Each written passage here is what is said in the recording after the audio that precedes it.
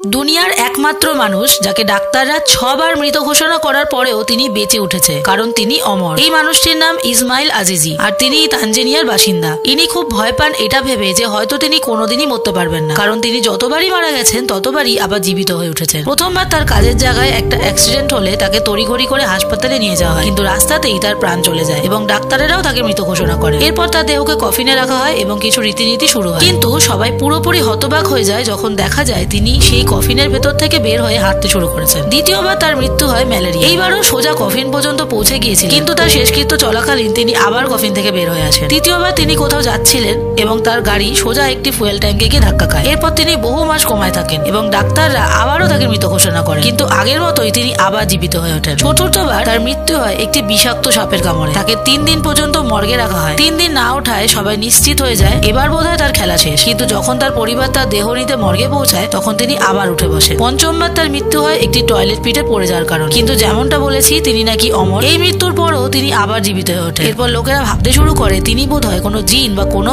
অন্য জগতের প্রাণী, তাই মানুষ তার বাড়িতে আগুন লাগে, তাকেও সেই আগুনে পুড়িয়ে দেয়। তার শরীরের প্রায় 70% পুড়ে যায়। সবাই মনে করে এবার সে সত্যিই শেষ, কিন্তু তিনি আবারও বেঁচে ওঠেন। এখন তিনি সব মানুষের থেকে দূরে একেবারে বিচ্ছিন্ন হয়ে একা বসবাস করেন।